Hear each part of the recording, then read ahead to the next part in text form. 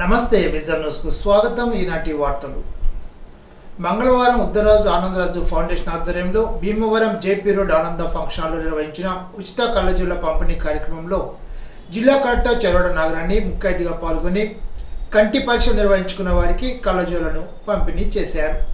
ఈ సందర్భంగా జిల్లా కలెక్టర్ చెరవడ నాగరాణి మాట్లాడుతూ కంటి చూపు ఎంత ప్రధానమో చూపు తగ్గిన వారు దాని నియంత్రణకు తీసుకోవాల్సిన జాగ్రత్తలు కూడా అంతే ముఖ్యమని అన్నారు. తరిగిన కంటి చూపు తిరిగి పొందలేమనే విషయం అందరికీ తెలిసిందేనని అన్నారు. మెరుగైన కంటి చూపు కోసం, కంటి చూపు తగ్గకుండా ఉండడం కోసం ఆకుకూరలు, పౌష్టికాహారం తీసుకోవడంతో పాటు కంటి వైద్యుల వద్ద తగిన పరీక్షలు చేయించుకోవాలని సూచించారు. ఉద్దరాజు ఆనందరాజు ఫౌండేషన్ ద్వారా మరిన్ని సేవలు అందించేందుకు చైర్మన్ ఉద్దరాజు కాశీ విశ్వనాథ్ రాజు వారి కుటుంబ సభ్యులకు ఎల్లప్పుడూ భగవంతుని ఆశీస్సులు ఉండాలని కోరుకుంటున్నానని అన్నారు. కలెక్టర్ భవన్ నిర్మాణంపై స్పష్టత ఇవ్వాలని, ప్రజాప్రతినిధులను, రాజకీయ పక్షాలను కలుపుకొని ప్రజా ఆమోదయోగంతో కలెక్టరేట్ నిర్మాణం ఉండాలని సిపిఎం జిల్లా కార్యదర్శి జేఎన్వి గోపాల్ అన్నారు. మంగళవారం పుచ్చలపల్లి సుందరయ్య భవనంలో సిపిఎం జిల్లా కార్యదర్శి జేఎన్వి గోపాలన్, ఆ పార్టీ జిల్లా కార్యవర్గ సభ్యులు పివి ప్రతాప్తో కలిసి ఒక ప్రకటన విడుదల చేశారు. ఈ సందర్భంగా జేఎన్వి గోపాలన్ మాట్లాడుతూ పశ్చిమ గోదావరి జిల్లాలో నూతన కలెక్టరేట్ భవనాన్ని ఎక్కడ నిర్మిస్తారో తక్షణం జిల్లాధికారులు, జిల్లా ప్రజాప్రతినిధులు స్పష్టత ఇవ్వాలని డిమాండ్ చేశారు. సోషల్ మీడియాలో, ప్రింట్ మీడియా వేదికగా ఉండి శాసనసభ్యులు డిప్యూటీ స్పీకర్ రఘురామకృష్ణంరాజు ముఖ్యమంత్రిని కలిసి ఫీఫర్ పద్ధతిలో నూతన కలెక్టరేట్ భవన నిర్మాణ శంకుస్థాపనకు రావాలని కోరినట్లు ప్రచారం జరుగుతుందని అన్నారు. ప్రజా ఆమోదయోగం లేకుండా నిర్మిస్తే ఉద్యమిస్తామని అన్నారు. అందరికీ అందుబాటులో ఉండేలాగా మార్కెట్ యార్డులను నిర్మించాలని జేఎన్వి గోపాల్ విజ్ఞప్తి చేశారు.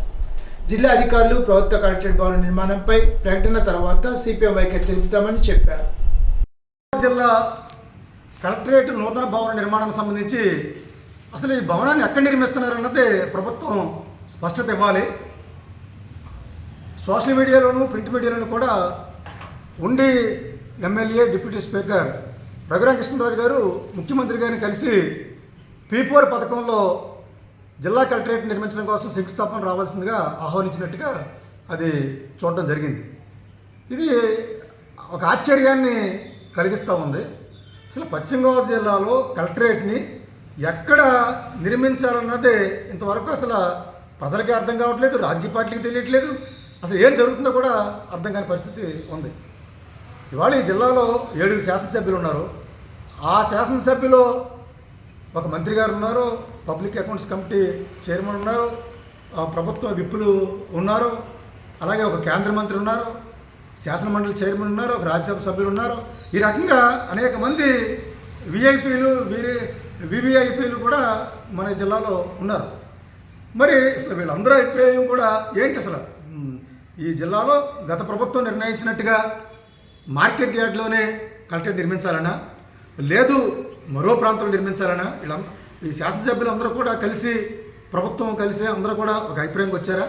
లేదు వ్యక్తిగతంగానే ఎవరికి వాళ్ళు ఇష్టానుసారంగా ప్రకటనలు ఇస్తున్నారా అర్థం కాని పరిస్థితి ఉంది. కాబట్టి మొట్టమొదటిగా మేము డిమాండ్ చేస్తుంది సిపిఎం పార్టీ తరఫున పశ్చిమ గోదావరి జిల్లాలో కలెక్టరేట్ని ఎక్కడ నిర్మించాలనుకుంటున్నారో ప్రభుత్వం వైపు నుంచి స్పష్టత ఇవ్వాలని చెప్పేసి మేము కోరుతా ఉన్నాం. డిఆర్ఓ మొగలి వెంకటేశ్వర్లను కన్ఫర్డ్ ఐఏఎస్గా ప్రకటిస్తూ కేంద్ర ప్రభుత్వం నోటిఫికేషన్ విడుదల చేసిన సందర్భంగా మంగళవారం జిల్లా కలెక్టర్ ఛాంబర్లో జిల్లా కలెక్టర్ చెరవడ నాగరాణి, జిల్లా joint collector T Rahul Kumar Reddy శాల్వాలు కప్పి పుష్పగుచ్చాలు అందజేసి అభినందనలు తెలిపారు. భారత ప్రభుత్వ మంత్రిత్వ శాఖ న్యూఢిల్లీ పబ్లిక్ గ్రీవెన్స్, పెన్షన్ల సిబ్బంది శిక్షణ విభాగం అండర్ సెక్రటరీ సంజయ్ కుమార్ చౌరసియా మొగలి వెంకటేశ్వర్లను ఆంధ్రప్రదేశ్ క్యాడర్ కన్వర్ట్ ఐఏఎస్గా ప్రకటిస్తూ ఆగస్టు 18వ తారీఖున నోటిఫికేషన్ విడుదల చేశారు. అత్తిలి మండలంలో ఆధార్ మొబైల్ క్యాంపును ఏర్పాటు చేసినట్లు ఎంపీడీఓ ఎం శ్రీనివాసరావు తెలిపారు. 6 సంవత్సరాల లోపు పిల్లలకు ఆధార్ సీడింగ్ చేయించాలని కోరారు. 19న ఆరవిల్లి, స్కిన్నెరపురం, 20న ఉనికిలి, కంచుమర్రు, ఈడూరు, 21న లక్ష్మీనారాయణపురం, మంచిలి, పాలూరు, 22న మంచిలి, కొమ్మల గ్రామాల్లో మొబైల్ క్యాంపులు జరుగుతాయని తెలిపారు. 28న అత్తిలి, తిరుపతిపురం, 29న ఉర్దాలపాలెం, అత్తిలి, 30న గుమ్మంపాడు, పాలి, కేఎస్గట్టు గ్రామాల్లో ఆధార్ నమోదు కార్యక్రమం జరుగుతుందని తెలిపారు. అత్తిలి మండలం ఉర్దాలపాలెంలో అత్తిలి లయన్స్ క్లబ్ వారి ఆధ్వర్యంలో నిడదవోలు ఆర్ఆర్ లయన్స్ కంటి ఆసుపత్రి వారి సహకారంతో ఉచిత మెగా ఐ క్యాంప్ నిర్వహించారు. క్యాంపును వంకా రాజకుమారి ప్రారంభించారు. లయన్స్ మాజీ గవర్నర్ ఎం బాబుజీరావు ఆర్థిక సహకారంతో క్యాంప్ నిర్వహించారు. ఈ క్యాంపులో 135 మందిని పరీక్ష చేయగా 18 మందిని ఆపరేషన్లకు ఎంపిక చేశారు. 35 మందికి కళ్ళజోళ్లు అందజేశారు. 26 మందికి ప్రత్యేక చికిత్స నిమిత్తం నిడదవోలు ఐ హాస్పిటల్కు రిఫర్ చేశారు. అత్తిలి లయన్స్ క్లబ్ అధ్యక్షుడు శ్రీగా నాగేశ్వరరావు, కార్యదర్శి చిట్టాల బాలమురళీకృష్ణ, కోశాధికారి Vaddineni Venkata Siva, zonal chairperson Patnala Venkateswararao, Urusu Bhaskarrao, Dasam Babji, Yatham Rambabu, Singam Setti club సభ్యులు పాల్గొన్నారు. 18 నెలల పాప కూసంపూడి సాధ్వికకు హార్ట్ ఆపరేషన్ నిమిత్తం క్లబ్ సభ్యులు ఇతరులు కలిసి వంకా రాజకుమారి చేతుల మీదుగా 77,000 రూపాయల ఆర్థిక సాయాన్ని అందజేశారు. ఈరోజు ఇక్కడ ఉచిత నేత్ర వైద్య శిబిరం ఏర్పాటు చేసినటువంటి అత్తిలి లయన్స్ క్లబ్ వారిని మనస్ఫూర్తిగా అభినందిస్తూ, మరి మీ అందరికీ తెలుసు, మనము ఒక కన్సల్టేషన్కి వెళ్ళాలి అంటే లేడీస్ ముఖ్యంగా మహిళలు ఏం చేస్తాం, ముందు కుటుంబానికి ప్రాధాన్యత ఇస్తాం. సరే వెళ్దాంలే, తనకి వెళ్ళాలి లేదా అద్దె వెళ్ళాలి కంటి హాస్పిటల్కి, ఈ నెల కాదు వచ్చే నెల అని ఏదో ఆర్థికంగా లెక్కలేసుకున్నాం, లేదా కుటుంబంలో ఏదో బిజీలో ఉంటుంటాం, అలా ఆరోగ్యాన్ని బాగా అశ్రద్ధ చేస్తాం. సో ఈ లయన్స్ క్లబ్ చేసేది ఏంటంటే మీ దగ్గరికి వచ్చి ఇక్కడ చేయటం మూలంగా, ఉచితంగా చేయటం మూలంగా మీకు అదే బయటకు వెళ్తే కన్సల్టెన్సీ 500 రూపాయలు, అదే కళ్ళజోడు వేయించుకోవాలంటే కనుక ఇంకో 1000-1500 తక్కువలో తక్కువ వేయించుకుని ఈజీగా అవుతుంది. 2000, 3000 తర్వాత చూడాలని మనం అశ్రద్ధ చేసేస్తాం. ఈ మా యొక్క ఉద్దేశం ఏంటంటే అవేర్నెస్ లాంటిది. అంటే మీరు ఎట్లా ఉంటే కంటికి జాగ్రత్తలు తీసుకుంటే కంటి చూపు ముందు ముందు దెబ్బతినకుండా ఉంటుందనే ముఖ్య ఉద్దేశంతో కూడా ఈ క్యాంపులో పడతాం యొక్క ముఖ్య ఉద్దేశం అది. అలాగే ఇక్కడ కొంచెం తక్కువ రేట్లు కూడా కళ్ళజోడు సెలెక్షన్ చేసిన తర్వాత ఈరోజు ఉచితంగా కూడా కళ్ళజోడు కొంతమందికి బాగా పేదవాళ్ళకి కూడా ఉచితంగా ఇవ్వడం జరుగుతుంది. గ్రామంలో కోసంపూడి సాధ్విక కోసంపూడి పెద్దరాజు గారు వాళ్ళ పాపకి బ్లడ్ క్యాన్సర్ అవుతే కనుక పాపకి వైద్యం చేయించాలని అన్నారండి. దానికోసం మా లయన్స్ క్లబ్ నుంచి కొద్దిగా అమౌంట్ మేము కలెక్ట్ చేసి ఇస్తున్నామండి. అత్యంత దాత 25,000 ఇచ్చారండి. 77,000 రూపాయలు కట్ చేసామండి. అవి మేడం గారు చేతుల్లో వాళ్ళకి అందజేస్తున్నాం. ఒక్క ఫోటోతో ఎన్నో మొదటి జ్ఞాపకాలను కదలాడించే విధంగా అద్భుత సన్నివేశాలను బంధించే ఫోటోగ్రాఫర్లకు తణుకు శాసనసభ్యులు ఆర్మీ రాధాకృష్ణ శుభాకాంక్షలు తెలిపారు. ప్రపంచ ఫోటోగ్రఫీ దినోత్సవాన్ని పురస్కరించుకుని మంగళవారం తణుకు నియోజకవర్గంలోని ఫోటో వీడియోగ్రాఫర్లతో పాటు జర్నలిస్టులకు ఆయన కృతజ్ఞతలు తెలిపారు. కాలం గిరిన తిరుగుతున్నప్పటికీ ఫోటో చూడగానే వెనక్కు వెళ్ళి ఏళ్ల నాటి మధుర స్మృతులను మనసులో మెదులుతూ ఉంటాయని అన్నారు. కాలానుగుణంగా టెక్నాలజీని అందిపుచ్చుకుంటూ మార్పులను పదిలంగా దాచుకొని మళ్లీ చూసుకునే అవకాశం ఒక్క ఫోటోతోనే సాధ్యమవుతుందని ఎమ్మెల్యే రాధాకృష్ణ వెల్లడించారు. తణుకు ఫోటోగ్రఫీ అసోసియేషన్ ఆధ్వర్యంలో 186వ ప్రపంచ ఫోటోగ్రఫీ దినోత్సవం సందర్భంగా ఎన్టీఆర్ పార్క్ వద్దనున్న ఫోటో కెమెరా సృష్టికర్త లూయిస్ జాక్విన్ మ్యాన్ డాగూర్ విగ్రహానికి పూలమాల వేసి నివాళులర్పించారు. కేక్ కట్ చేశారు, స్వీట్లు పంచిపెట్టారు. తణుకులో బైక్ ర్యాలీ నిర్వహించారు.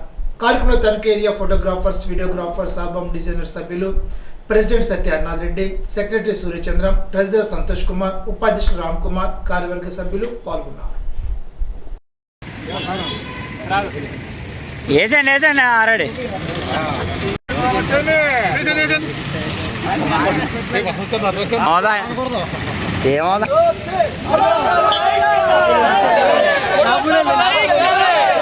టీసీఎన్లో రాదా?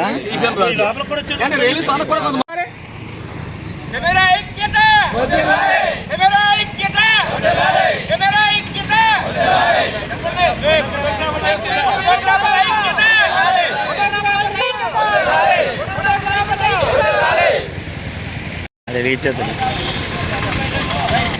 హరిగారు ఇలా చూడాలి. హరిగారు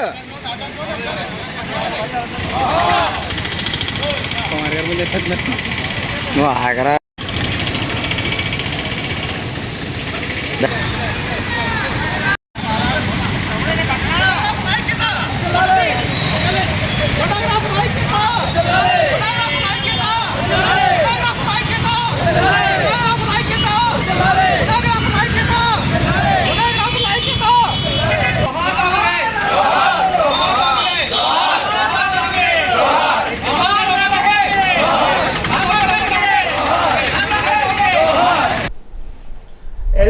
పాలసీలకు సంబంధించి ప్రీమియంలు సకాలంలో చెల్లించకపోవడంతో తాత్కాలికంగా రద్దయిన జీవిత బీమా పాలసీల పునరుద్ధరణకు ప్రత్యేక వెసులుబాటు కల్పిస్తూ life insurance corporation of India చక్కటి అవకాశాన్ని ఇచ్చిందని, ఈ అవకాశాన్ని ఏజెంట్ మిత్రులతో పాటు పాలసీదారులు కూడా వినియోగించుకోవాలని life insurance corporation of India Tanuku branch agents union అధ్యక్షులు సదాది ఉదయభాస్కర్ రావు ఒక ప్రకటనలో కోరారు.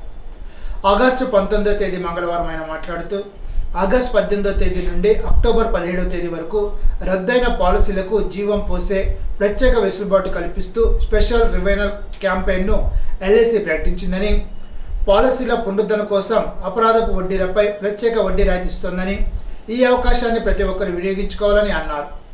అనివార్య కారణాలతో సకాలంలో ప్రీమియంలు చెల్లించకపోయిన పాలసీదారులకు ఇది ఎంతో ప్రయోజనం చేకూరుస్తుందని ఆయన వెల్లడించారు.